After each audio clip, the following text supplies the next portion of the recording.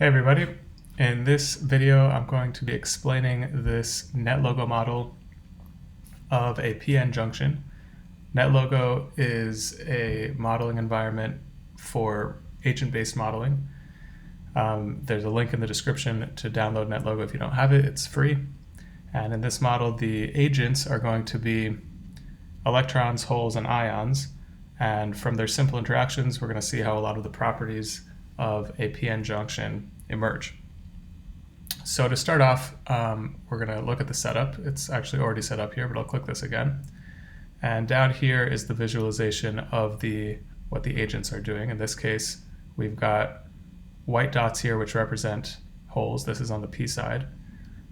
Black dots which represent electrons, and then the background, you can't tell right now that these are squares, but each of these squares is one of the patches in NetLogo. The NetLogo is always divided up into patches, and those represent ions.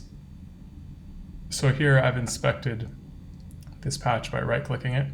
I'm going to go ahead and change the patch color, which is this property of patches called P color for patch color. Change it to red so you can see that this is the one I'm talking about.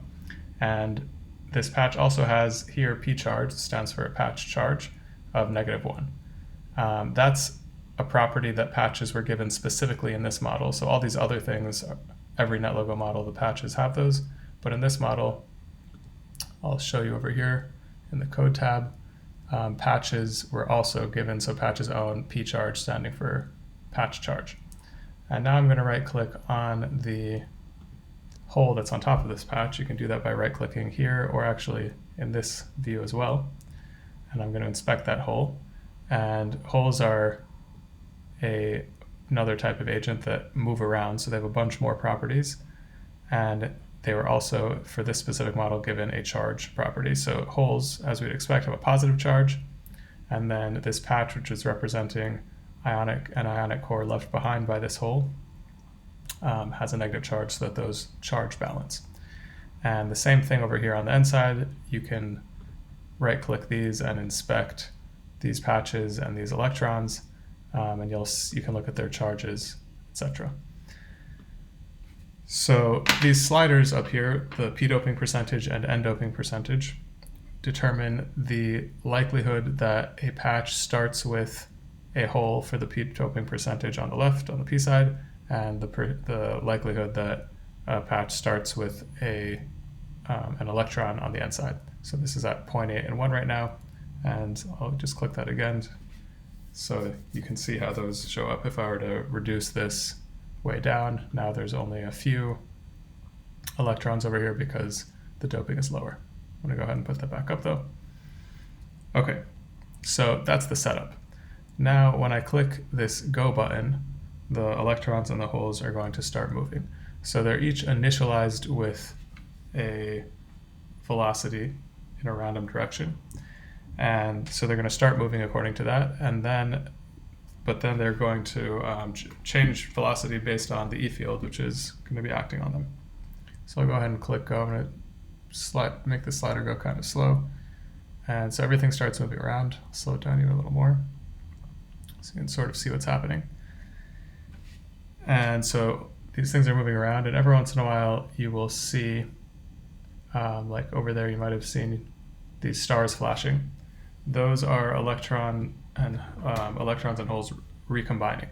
So these electrons and holes move around, and when an electron and hole end up on the same patch, they will recombine and disappear, and that's what that star represents. That flash is representing a recombination event. The other thing that's happening is these gray patches on the two edges, the left and right edge, represent the contacts of where you can imagine a circuit going around, and that these are connected to like a battery or something. And so that the contacts are always held charge neutral. And over here, this average current is being calculated based on what needs to happen to keep those charge neutral. So if there's an excess of holes over here on this contact, some of those will be removed, and that's equivalent to holes exiting to the left. That counts as a negative current. On the other hand, if there's not enough holes here to maintain charge neutrality, then holes will be added. That's like a hole entering this from the right, entering from the left to the right, and that counts as positive current. And same thing over here with the electrons. If there are too many electrons in the contact and then an electron is removed, that's like an electron flowed out of the circuit, out of the PN junction here around the circuit. That counts as negative current. And if there aren't enough electrons to maintain charge balance, then when it is added, that's like an electron moving into the PN junction. That counts as positive current. I think I got those all right, but I might have mixed one of those up. You can check me. So that's everything moving around and how this average current is calculated. And this is an average because since we don't have very many electrons and holes here compared to any sort of realistic system, it's noisy. And so this is the average, and so it starts out noisy, but it's the average over the entire run, and it will balance out eventually, and it'll get more and more accurate. That's the average current. Okay, one other thing, so that to make it easier to see how things are moving, you can click this button, and that will highlight one of these charge carriers. This one's moving really slowly. Now it's going faster. Let's do that again. So here's another one. So it'll just pick either an electron or a hole randomly. And so you can see it mostly moves in straight lines, and it'll curve somewhat because it's being acted on by the electric field. And every once in a while you'll see that it makes sort of a sharp turn, and that's because it's getting scattered. And that is determined, how likely that is determined by this slider here, the scatter probability. So if this is higher, then it's going to get scattered a lot. And so now you can see this is making those sharp turns all the time. That means it has a lower mobility.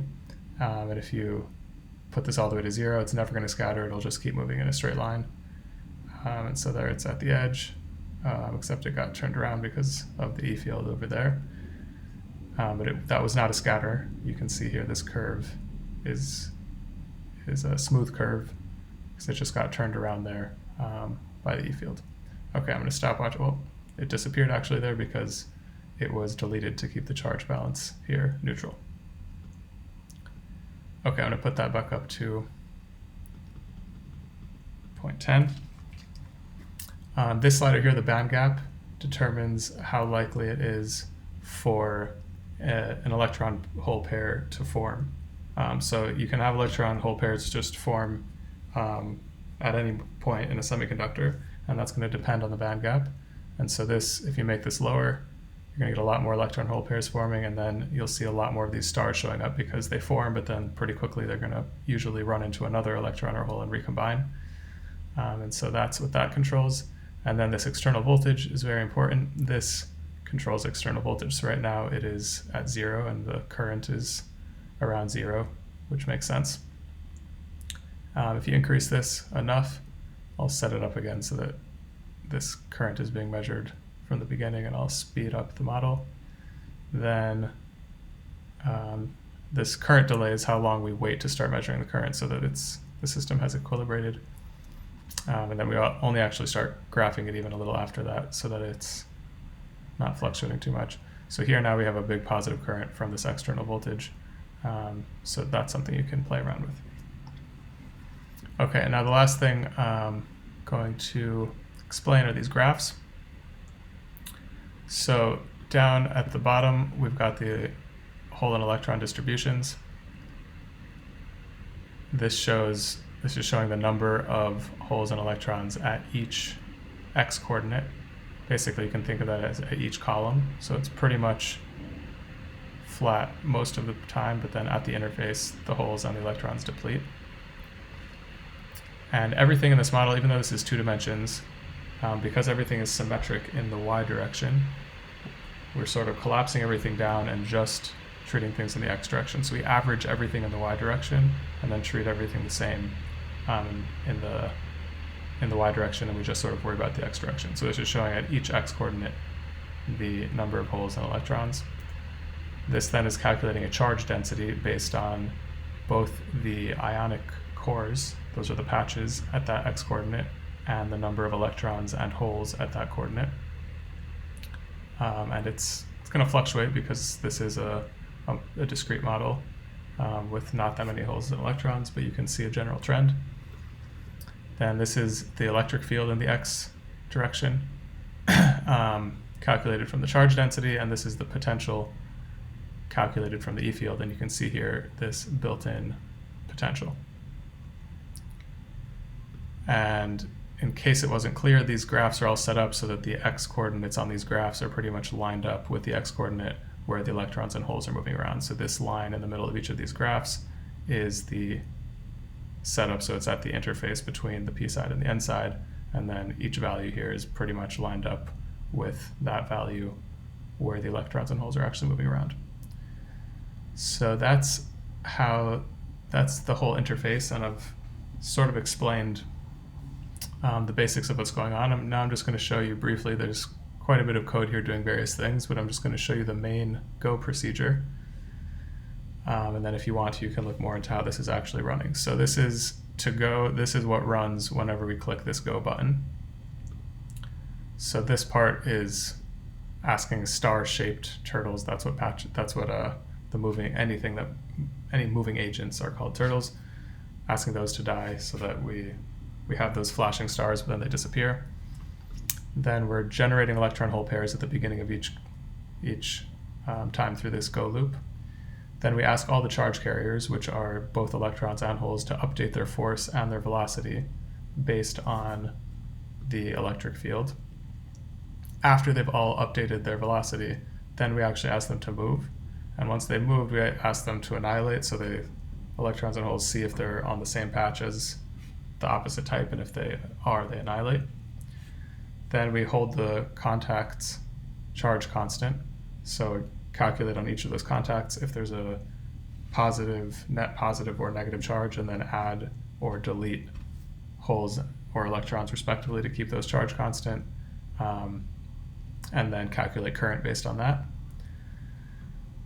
Then we calculate the field, so everything is moved around a little bit, so the electric field has changed. So this calculates the electric field and all of the, basically all of those graphs. And then we also here calculate the built-in potential, and then we just advance the time step and update the plots. So that's the basic Go loop, and if you want to look deeper into how any of these procedures work, so for instance, here's the generate electron hole pairs procedure, then you can read that and try to understand how electron hole pairs are being generated. So that's it. I hope that makes sense, and I hope this helps you understand how PN junctions work, and good luck.